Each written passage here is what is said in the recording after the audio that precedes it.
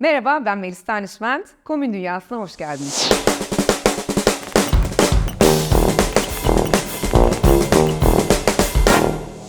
Babalar Günü'ydü ve biz de bunu vesile bilip çok değerli iki isimle bir araya geldik ve hem baba olmayı hem de projelerini konuştuk. Konuklarımız şair, yazar ve müzisyen Tuna Kiremitçi ve Mor ve Ötesi'nin bas gitaristi, müzisyen Burak Güven. Hem orada bir baba oğul sohbeti var hem de Tuna Kiremitçi ile kızı ve oğluyla birlikte çok tatlı, çok samimi bir sohbetimiz oldu. Merhabalar, şu anda Kiremitçi ailesiyle birlikteyiz. Çok güzel bir sohbetimiz olacak. Babalar Günü vesilesiyle bir araya geldik. Tuna Kiremitçi ve oğlu Can, kızı Lerzan'la birlikte sohbetimize başlıyoruz. Hoş geldiniz. Hoş bulduk Melis'ciğim. Nasılsınız? İyiyiz. İyiyiz, süperiz. Merhabalar, Lerzan sen değil misin? Okuldan çıktın geldin galiba sen şu anda. Evet, peki. Nasıl gidiyor okul? İyi mi? İyi gidiyor. Senin Can nasıl? Okul. Sen şu anda üniversitelisin Evet. artık. Birinci Ekonomi sınıf. bölümü. Boğaziçi. Güzel gidiyor. Finaller var işte bu hafta. Bitti. Bir koca sene bitti yani. Çok az Gayet kaldı. iyi gidiyor. Peki, Tunacığım sana dönüyorum. Sen her zaman faal bir insansın. 10 parmağında tabii ki 10 marifet olduğu Senin için. gibi. Ben teşekkürler. Nasıl yoğunluk şu anda? Sen ne yapıyorsun? Şu anda müzik ve yazmak. Devam. Devam. Yeni polisiye romanı yazmaya başladım. Daha yeni başladım yani. Konusunu yeni bulabildim çünkü. Zorlandın mı? Polisiyenin yani işte kim kimi öldürüyor ona karar veremedim lisede. Ona karar verdikten sonra yazmaya Kolay başlayabiliyorum. Bir de bu bizim şairin şarkıları turnesi var işte. Kemancı arkadaşım Müge Alpay'la beraber 2 yıldır sürdürdüğümüz. İşte kah sohbetli, kah şarkılı. Şarkıların hikayeleri, hikayelerin şarkıları. Bazı hikayeler komik, bazı şarkılar hüzünlü ya da tersi olabiliyor. Öyle seyirciyle iç içe yaptığımız bir şey. Yani şu anda merkezinde bu ikisi var diyebilirim. Tatil var mı bu arada? Yani çalışmaktan hep bahsettin ama. Tatil belki bir Foça'ya gitmek gibi bir şeyim var. Bir emelim var yani. Ama biliyorsun zaten bizim gibiler için tatilde çalışma gibi oluyor. Doğru. Yani kepenk kapatamadığımız Kapatılmıyor için tabii. hiçbir Kapanmasını istemiyoruz zaten. İstemiyorum da Evet. zaten. Evet orada ben zaten öyle çok güneşle kumla arası iyi olan birisi de olmadığım için Okuldan kaleler diye kurup beraber devam edip kumlar arasında olmayıp. güneş alerjisi olan kumdan kaleyim ben. Hatta Can küçükken yazlık yerde biz saat böyle 6'dan 7'den sonra giderdik beraber denize. Plajdakiler bizi gördükleri zaman saatlerine bakarlar daha yemek zamanı gelmiş diye.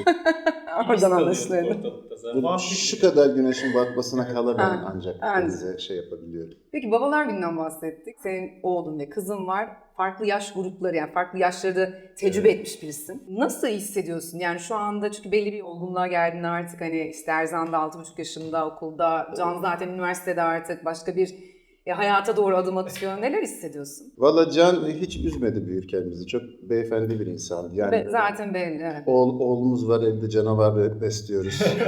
Hayvan varmış gibi evde sanki gibi bir durum hiçbir zaman olmadı yani. Her zaman çok centilmen bir insandı. Lerz işte biraz hareketli bir insan olmakla beraber o da çok hanımefendi. Lerzan'ın kız olmasını ben sevindim çünkü o da erkek olsaydı sıkıcı olacaktı benim için. Öyle mi? Biraz aynı şeyi ikinci kere yaşamak. Şimdi kız olunca tabii birden hani pembe dünyaya, mavi dünyadan geçilmiş oldu. Artık kızlara hitap eden müzikler neydi? Koreli grubumuzun adı. K-pop. K-pop diyorum. Blackpink. K-pop diyorum. Blackpink. Blackpink dünyasına Tabii sen onların hepsini ezbere artık biliyorsun elbette. Yani yoldayım, yakında grubu sayarım. Çok fark oluyor mu gerçekten? Yani kız çocuk, erkek çocuk elbette oluyordur eminim ama bir de aralarında bir sonuçta kaç yaş vardı aranızda? Bir 13 yaş var. Ciddi fark hissettin mi? Yani fark şundan hissettim, benim yaşım değişmişti o sırada. Ben artık 13 yaş daha yaşlıydım. Hatta Can diyordu ki baba hani ben küçükken sen gençtin şimdi bu çok hareketli nasıl koşacağım? Can'ın olgunluğu bu arada yorumlarda. Evet, öyle düşünüyordu benim hakkımda yani. Yani tabii 13 yaş daha büyük olduğum için bir fark var. Yoksa öyle bir karşılaştırma yapacak kadar şey yapamıyorum yani. Karşılaştıramıyorum ikisini o bakımdan da. Kendimin 13 yaş önceki ve sonraki hallerini karşılaştırabiliyorum. Tabii Can büyürken edinmiş olduğumuz tecrübeler var. Yok değil. O zaman daha genç olmanın da avantajı vardı. Lerzan'ı diyorum ben de işte benim arkadaşlarımın babaları gibi 30'lu yaşlarda baba değilim. Ama öyle gösteriyorsun Tunacığım. Peki yeter. mesela Can'dan yola çıkarak söyleyeyim. İlk çocuğun olduğu için. Gerçekten baba olduğunu hissettiğin an, kafanda cümlelere dökebileceğin bir an. Vallahi hastanede kucağıma verdiler ve ben o an bağın kurulduğunu hissettim yani. Gözlerine baktım. O da gözlerini açtı. Göz göze geldiğimiz an zaten her şey bitmişti. İş işten geçmişti. Artık yani. Peki Can, sen babanın, sonuçta baban Türkiye'de çok tanınan bir isim. Çok farklı kulvarlarda pek çok üretim var. Farkında mıydın çok küçük yaşlardan itibaren? Yani aslında küçükken daha farkındaydım. Çünkü ben küçükken tam bir süperstardı yani. Yani çünkü çocuklu doğum günleri. Sonuçta 20-30 tane çocuk geliyor. İşte pasta, eğlence bilmem ne. İlla bir noktasında babam gitar alıyor. İşte arkadaşım eşek bilmem ne. Senin havan oluyor. Tabii Evet, acayip. evet. Evet. Bir de şey vardı, bir kere anneannem anlatıyordu bunu. Bir gün beni almaya gelmiş anaokulundan. İşte çocuklar nerede? Hiçbiri yok falan. Pencereden aşağı bakıyor. Bir bakıyor bahçede babam elinde gitarla gene Twinkle Twinkle Little Star mı söylüyor? Arkadaşım eşek mi ne söylüyor? 100 tane çocuk diyor. Çılgınca eğleniyor ve şarkı söylüyor. Hatırladım o günü. Evet. Kendimi Bon Jovi gibi hissetmiştim. Tam öyle bir örnek verecektim. Bayağı stadyum konseri gibi. Tabii. Yani anaokul, ilkokul, sonra ortaokulda işte böyle daha artık yazar olmak, okur olmak mesela neredeyse liseye kadar her zaman her 2 senede bir en az geliyordu okula falan böyle şeyler Çok iyi bir için. edebiyat öğretmenleri vardı. Birlikte bir sürü faaliyet yaptık okulda. Peki babanın tüm üretimlerine hakim misin? Hepsini okuyup dinledin mi? Ya müzikte şöyle oluyor tabii. Defterleri olurdu, sözler yazıyor olurdu. Evde çalıyor. Her zaman dinliyordum, ediyordum zaten. O yüzden hakimdim diyebilirim herhalde. Mesela yeni bir beste çıkarıyor. Cancım yeni şarkım diye atıyor. sana. Ben mesela 3 senedir o şarkıyı dinlemiş oluyorum zaten. Anladım. Hani bunun nesi yeni? Sen de Erzancığım dinliyor musun babanın şarkılarını? Okuyor musun bir şeylerini mesela? Çok okumuyorum çünkü genelde hep benim yaşım okuyamayacak. Evet, senin yaşın Şarkılar biraz şu dinliyorum. anda küçük. Daha büyüdüğün zaman tabii okuyacağın şeyler ama şarkılarını dinliyorsundur. Çok dinliyorum. Beraber Hangisi bile var. ne var? Favori şarkıları bile Hemen var. öğrenelim. Hangisi favorin? Hepsini seviyorum. Hepsini Ben seviyorsun. karar vermedim. Peki konserine gittin mi hiç şimdiye kadar? Evet. Nasıldı? Biraz anlatır mısın bize? Bir konser benim favori konserimdi çünkü orada çocuklar için etkinlikler de vardı. Çocuklara takma saç yapıyorlardı. Sonra yüz boyası gibi şeyler vardı o konserde. Ben çok sevmiştim. Renk diye bir arkadaşım orada bekliyordu. Ve onunla karşılaştık. Babamı beraber izledik. Ay ne kadar güzel. Arkadaşınla konser izledin. Harika bir şey olmuş. Biz dans ettik böyle. Ay harika. Ne kadar güzel. Peki birlikte en çok neyi yapmayı seviyorsunuz? Can'a sorayım önce. Valla bu aralar... Para maç. Nasıl? Ya Üç parayla Şu oynanan bir mu? oyun. Ha, Gerçekten. vardır ya. Sıralarda şöyle kale Sıralarda yaparsın. oynar. Gerçekten. Onu bırak ışın kılıcı savaşı ya çocuk yani. Oo. Sonra ne buluyorsak satın aldık zaten. Her türlü ışın kılıcı, her renkten. Beraber Star Wars'un orada olduk çünkü. Vay Aynı anda. canına. Ve böyle 1 saat, 1,5 saat kılıçlarla bayağı savaş. Annem kızardı hatta birbirimize eline vuruyoruz, parmağına vuruyoruz. Çünkü illa biri şey çıkıyor, yaralı Sert- çıkıyor o sert gün vuruyor. oradan yani. Sen de Erzancığım babanla en çok ne yapmayı seviyorsun? Böyle eğlenceli yerlere gitmeyi. Mesela Zorlu'daki eğlence parkına gibi. Benim babamın evinin yakındaki trambolin gibi yerlere gitmeyi seviyorum. Peki Tuna, sen şunu yapmalarını isterim ya da istemem falan gibi böyle hani hiç hayallerin, umutların ya da onlara verdiğin tavsiye olabilir. Var mı böyle bir şey? Yani mutlu olsunlar da yani onları mutlu edecek şeyi yapsınlar. Kendilerini gerçekleştirebilecekleri şeyi yapsınlar. Zaten doğru şeyi yapmış olurlar. Yani bana düşen de elimden geldiği kadar hayatta kalıp buna tanıklık etmek. Evet, İnşallah. Peki şey diyor musun meslek olarak mesela hani şunu yapsalar falan dediğin bir şey? Yani senin yolundan da gitmek olabilir belki bu yaptıklarından. Açıkçası yok. Çünkü her şey bence insanın kendi içinde ne olduğuyla ilgili. Yani mesela Can'ın ekonomi okuması bizim için sürpriz oldu. O kadar kendinden emin bir şekilde yaptı ki demek ki doğrusu buymuş dedik. Lerzan da belki doğum gününde ukulele ister. Ne olmayı düşünüyorsun? Var mı şimdi kafanda yani herhangi bir şey?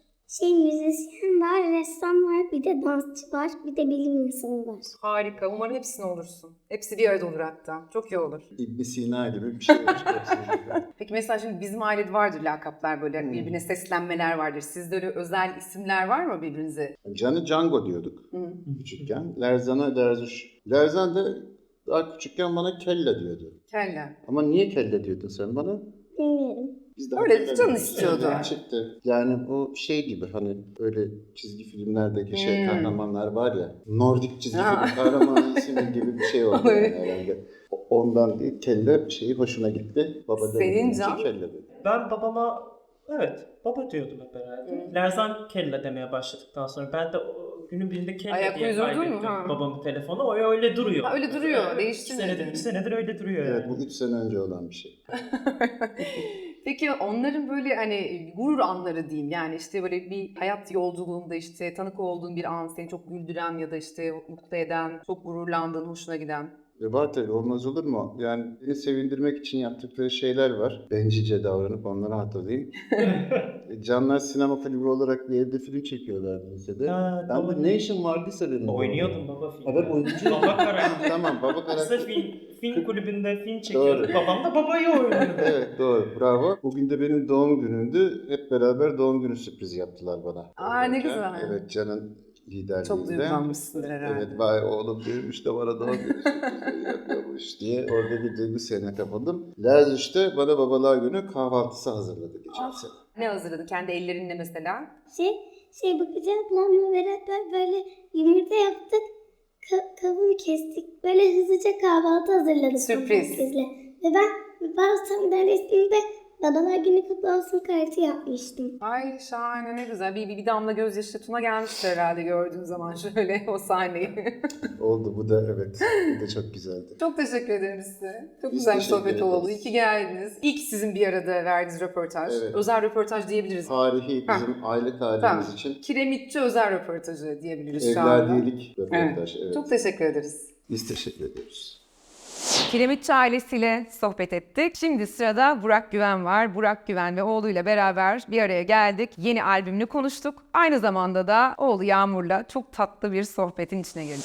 Burak Güven'in ilk solo albümü 18 için, lansman için buradayız. Beraberiz şu anda hem Burak'la hem de oğlu Yağmur'la birlikte. Biraz sorular soracağız. Öncelikle Burak'cığım, dün seninle konuştuğumuzda albüm yeni çıkmıştı, daha çıkmak üzereydi. Heyecanın büyüktü. Şu anda artık biraz rahatladın mı? Ne hissediyorsun? Ya kesinlikle rahatladım çünkü hani müziği yapmak kısmı en azından bende, ama burada insanların önünde çıkıp bir şeyler söylemek biraz zordu. Uzun zamana yayınlanan bir hikayeydi. Bende birikmişliği vardı. Tabii ki biraz heyecanlandım ama çok güzel aktı her şey. Yani memnunum olan bir tane.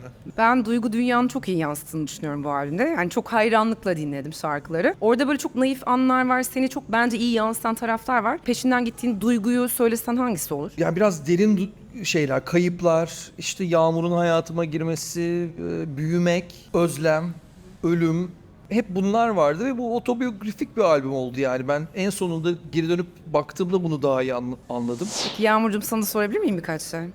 Nasıl buldun albümü? Çok güzel. Bu arada yani burada beni mutlu eden şey babamın tamamen yani gönlünden geçen, onun belli zamanlarını anlatan şarkı olması. Bu albümün yani güzel yanı her türlü zaman ve ruh halinden parçalar olması. Peki mesela heyecanla bekliyor musun? Babam bunları sahnede çalsın, ben konsere gideyim ve dinleyeyim babamı, izleyeyim diye. Yani normalde beklerdim ama yani bu çıktığında şöyle oldum.